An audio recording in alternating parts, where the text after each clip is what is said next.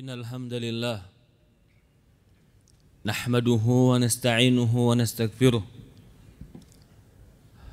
na'udzu billahi min shururi anfusina wa min sayyiati a'malina may yahdihillahu fala mudilla lahu wa may yudlil fala hadiya lahu ashhadu an la ilaha illallah wahdahu la syarika lahu wa ashhadu anna Muhammad abduhu wa rasuluhu la nabiyya ba'd.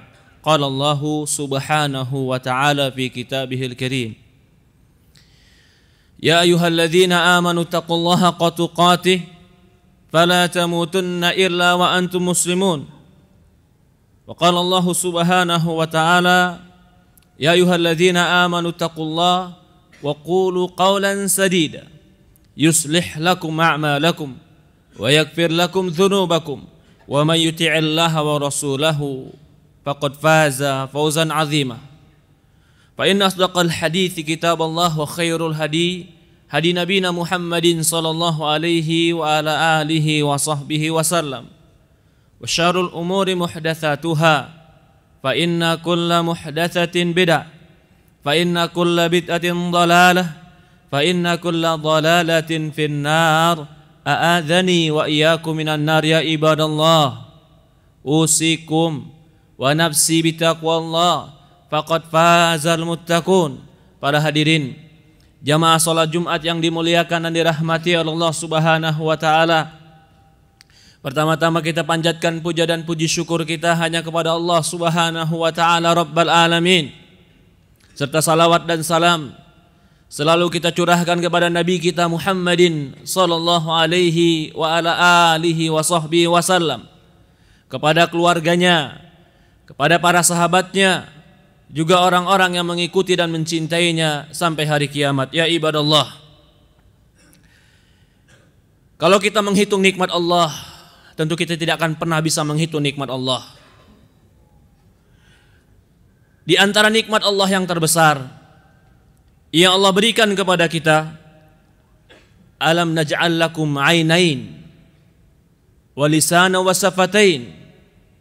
Bukankah kami telah menjadikan bagi kalian dua mata, dan kami jadikan bagi kalian lisan wa safatain, dan dua bibir. Dengan itu kalian mendapatkan dua jalan.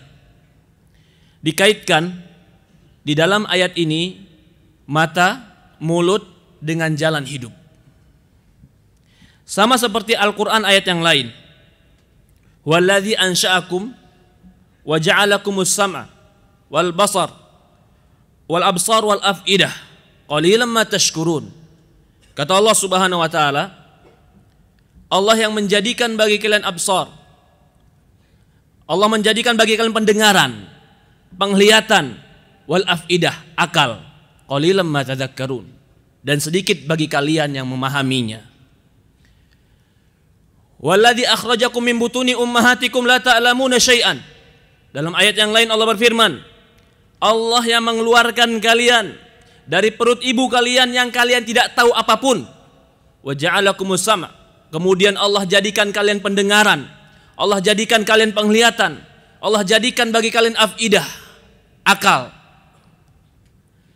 Di dalam ayat ini Allah mengkaitkan pendengaran, penglihatan, kemudian jalan hidup dan akal. Karena seseorang akan bisa berilmu, memiliki skill dan kemampuan setelah dia bisa mendengar dan melihat, mempelajari. Maka bayi pertama kali keluar, telinga dahulu yang didengar. Setelah itu mata melihat, telinga mendengar, dia hafal suara ibunya. Ketika matanya melihat, dia tahu mana ibunya. Mata, telinga itu adalah pintu menuju hati, pintu menuju akal. Akal itu adalah hakim yang memberikan keputusan untuk mengambil jalan kehidupan. Maka orang yang mengisi telinganya dengan baik akan terisi akalnya dengan baik. Orang yang mengisi matanya dengan melihat yang baik akan terisi hatinya dengan yang baik. Jika hati dan akalnya terisi yang baik, maka dia mengambil keputusan di atas dasar ilmu dan hati yang baik. Tapi kalau dia isi telinganya dengan yang jelek, dia isi matanya dengan melihat yang jelek, maka akan tumbuh dalam hati kejelekan. Hati jika sudah memiliki niat jelek dan hati sudah memiliki keinginan jelek, maka hati bisa memikirkan kepada akal agar memerintahkan tangan dan kaki membuat strategi kejelekan tadi. Hati menjadi sumber kebaikan dan sumber kejelekan. Pintunya adalah mata dan telinga. Maka orang yang tidak menjaga matanya, ghaddul basar, tidak menundukkan pandangan dari yang jelek, bisa dipastikan akan timbul dalam hati dia keinginan jelek, syahwat yang jelek, hasrat yang jelek.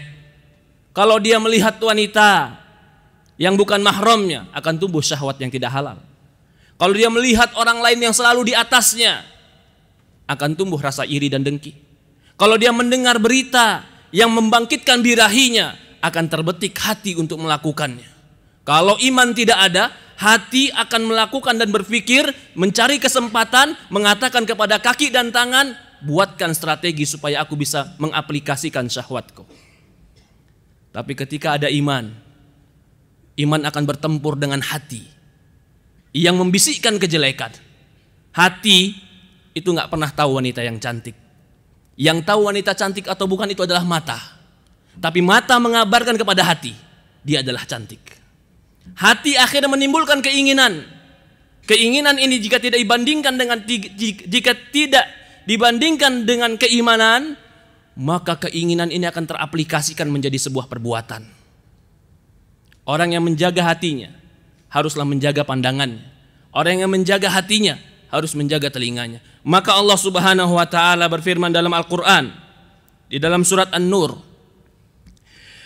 "Qulil mu'minin yaghuddu min absarihim wa yahfadhu furujahum, dzalika azka lahum, innallaha khabirum bima yasnaun." Ya Allah. Kata Allah Subhanahu wa taala, katakanlah kepada orang-orang yang beriman, yang disentuh imannya. Karena kalau tidak beriman, susah untuk diperintahkan. Tapi ketika dia beriman kepada Allah, dia yakin dengan Allah, Allah perintahkan. Apa yang dikatakan kepada orang beriman? Yaghuddu min absarihim. Orang beriman, tundukkan pandangan kalian. Wa yahfadhu furujahum. Jaga kemaluan kalian. Dzalika azka. Itu lebih suci bagi kalian. Innallaha khabirum bima yasnaun. Allah Maha tahu terhadap apa yang kalian perbuat. Rangkaian begitu indah Al-Quran. Allah memerintahkan tundukkan pandangan. Setelah itu kata Allah, jaga kemaluan. Setelah itu kata Allah, akan suci hatimu. Setelah itu kata Allah, Allah tahu apa kalian perbuat. Kenapa di akhir ayat Allah mengatakan Allah tahu apa yang kalian perbuat, dan di awal ayat Allah katakan jaga pandangan? Karena pandangan itu akan mengantarkan kepada keinginan, keinginan akan mengantarkan kepada pikiran, pikiran akan mengantarkan kepada perbuatan, perbuatan akan mengantarkan kepada perilaku. Bima yasnaun. Maka kata Allah di sini, katakanlah kepada orang beriman agar mereka menundukkan pandangan-pandangan mereka dan menjaga kemaluan mereka. Imam Ibnu Qayyim menyebutkan dalam kitabnya, kenapa Allah sebutkan dalam ayat ini jaga pandangan kemudian jaga kemaluan? Kenapa tidak langsung dikatakan jaga kemaluan kalian dan pandangan kalian? Kenapa pandangan dulu didahulukan kemudian kemaluan? Karena bisa dipastikan orang yang tidak bisa menjaga pandangan lebih sulit menjaga kemaluan. Orang yang bisa menjaga pandangan lebih mudah menjaga kemaluan. Karena kemaluan tidak akan pernah bergerak dan berkeinginan kecuali mata pernah melihatnya. Jangan remehkan mata. Jangan remehkan dosa kecil. Bukankah gunung terbuat dari kerikil-kerikil yang kecil? Awalnya pandangan, yang akhirnya jadi pikiran, kemudian jadi keinginan, kemudian terkumpulkan menjadi sebuah strategi dan perbuatan keinginan. Lalu dilakukan. Ketika dilakukan dan terus dilakukan, akhirnya menjadi tabiat, kebiasaan, kesukaan. Kalau sudah menjadi tabiat, kebiasaan dan kesukaan, sulit merubah tabiat. Tidak akan mungkin ada orang bertabiat jelek kecuali pasti dia membiasakan kejelekan dalam dirinya. Para hadirin jamaah yang dimuliakan dan dirahmati Allah Subhanahu wa taala. Jangankan hanya pandangan yang sedikit atau pandangan yang banyak, pandangan yang sedikit pun Allah telah tegur dalam Quran. Karena Allah ingin menjaga hati kita. Sebagaimana ayat yang kita baca tadi, dzalika azka lakum, kata Allah. Kalau kalian jaga pandangan kalian, kalian jaga kemaluan kalian, dzalika azka lakum, itu akan lebih suci kepada diri kalian. Hilang keinginan jelek, hilang hasrat jelek, hilang syahwat jelek, hilang kedengkian, jaga pandangan. Lalu kata Allah Subhanahu wa taala dalam Al-Qur'an, "Wa ya'lamu kha'inatul a'yun wa ma tukhfis sudur." Allah Maha tahu apa yang dikhianati oleh mata dan apa yang disembunyikan oleh hati. Allah kaitkan pengkhianatan mata dengan yang disembunyikan di hati. Karena mata cuma melihat, tempat penyimpanannya adalah hati. Mata cuma mengabarkan, yang menginginkan adalah hati. Jika mata terus melihat, maka hati akan terus menginginkan. Jika keinginan itu telah terkumpul, harus diaplikasikan. Jika tidak diaplikasikan, menjadi sempitnya jiwa. Bayangkan, jika ada seorang anak muda, dia selalu melihat sesuatu yang membakar syahwatnya. Tanpa dibakar pun syahwat sudah ada dalam diri. Dia melihat, hari ini dia lihat, besok dia lihat, kemudian dia lihat lagi, terus berkumpul dalam dirinya. Sementara dia nggak tahu jalan dan bagaimana cara untuk melampiaskan keinginan ini. Apa yang terjadi dalam dirinya? Kegelisahan, kegalauan, kebimbangan. Kalau imannya keroboh, dia akan aplikasikan dengan yang haram. Dia akan lakukan dengan yang haram. Akhirnya dia jatuh dalam dosa. Dikaitkanlah menjaga pandangan dengan menjaga kemaluan. Dalam sebuah riwayat, suatu hari Rasulullah SAW berkata kepada Ali bin Abu Thalib, "Ya Ali, innalaka kanzun fil jannah." Mau enggak kamu satu perbendaharaan surga? Apa kata Rasulullah? Apa itu perbendaharaan surga? Fala tattabi'u nadratan nadrah fa in lakal ula wa laysa lakal akhirah.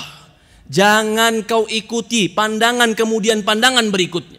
Pandangan yang pertama, Allah maafkan, pandangan yang berikutnya yang fokus dan memperhatikan, itulah yang jangan.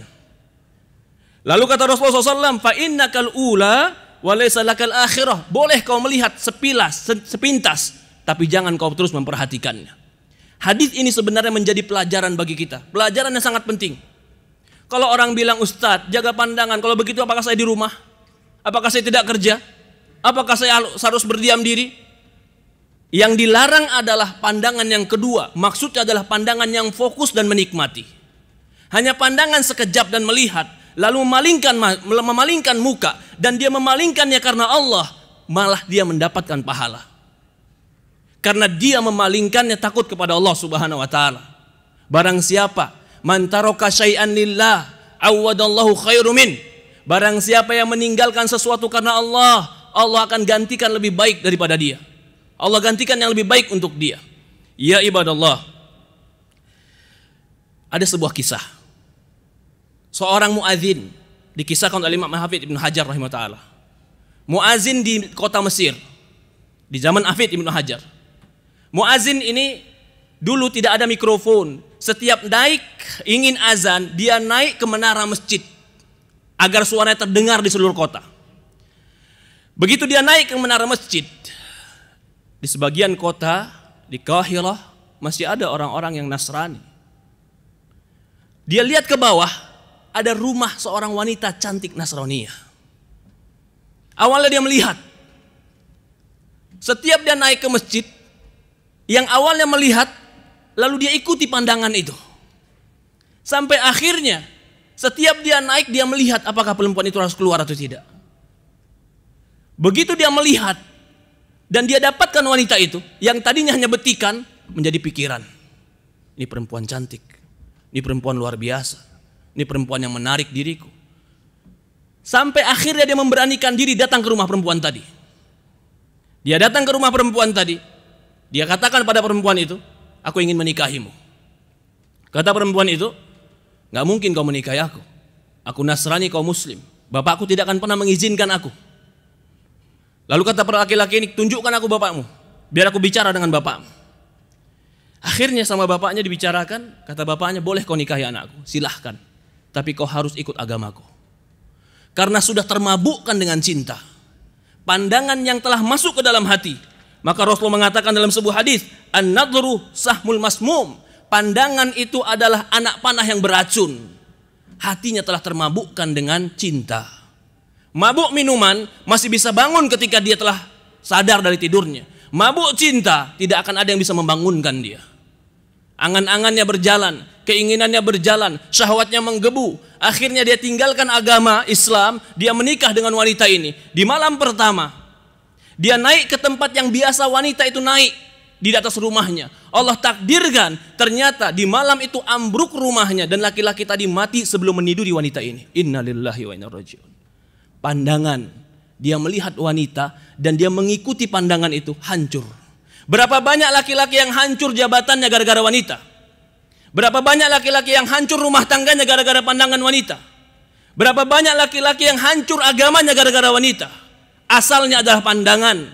Maka Allah mengabarkan di Quran, qulil mu'minin yaghuddu min absarihim. Katakan orang-orang yang beriman, yang percaya kepada akhirat, jaga pandangan.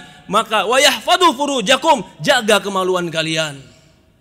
Setiap ada yang haram kita memalingkannya menjadi pahala bagi kita. Bukan kita berpikir, oh kalau begitu hidup ini penuh dengan kesempitan Ustadz. Tidak, berpikirlah hidup ini penuh dengan ampunan. Palingkan wajah kita, maka akan menjadi pahala bagi kita. Jangan kita mengatakan itu kotor hatimu saja. Itu kotor hatimu saja, saya tidak merasakan itu. Perhatikan hadis Fadl bin Abbas radhiyallahu an. Suatu hari Fadl bin Abbas dalam haji bersama Rasulullah SAW. Tiba-tiba ada wanita datang ke Rasulullah bertanya tentang bapaknya yang tidak bisa haji. Lalu wanita berkata, ya Rasulullah, bolehkah aku menghajikan bapakku? Di samping Rasulullah SAW ada Fadl bin Abbas, pemuda yang gagah. Ternyata wanita ini pun wanita yang cantik. Rasulullah SAW memalingkan wajah Fadl bin Abbas. Dan Rasulullah SAW pun memerintahkan wanita untuk berpaling, agar Fadl bin Abbas tidak melihat wanita ini. Yang menjadi garis bawah cerita ini adalah Fadl bin Abbas, sahabat yang mulia, dalam keadaan haji, di sampingnya Nabi. Rasulullah SAW memalingkan wajahnya. Apakah karena kotor hati Fadl bin Abbas? Atau karena memang tabiat manusia itu tertarik dengan pasangan? Jangan-jangan ketika ada orang-orang yang sudah tidak tertarik dengan wanita, atau pandangannya sudah melihat dia biasa kemaksiatan, sehingga dia melihat yang terbuka itu biasa. Bisa jadi itu karena sudah hilangnya lezat keimanan. Ya ibadallah, ujian kita hari ini adalah pandangan mata. Di TV, di jalan, di HP, jaga pandangan. Karena itu bisa merusak hak iman kita, bisa merusak hubungan kita kepada Allah. Rasulullah mengatakan dalam sebuah hadis, semua Bani Adam, kataba ala Bani Adam haddu minaz zina. Semua Bani Adam tertulis bagi dia bagian dari zina.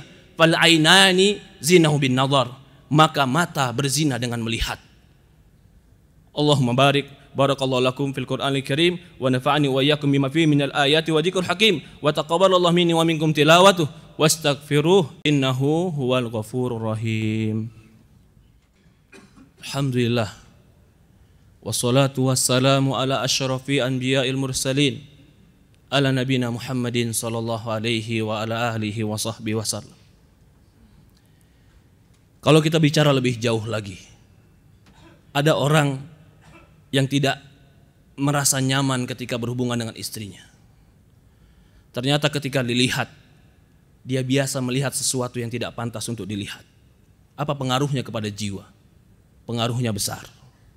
Bahkan kebanyakan orang, maaf, walaupun sedang khutbah Jumat, kelainan seksual itu disebabkan pandangan yang tidak dijaga. Ketika dia tidak menjaga pandangannya, dia melihat yang haram.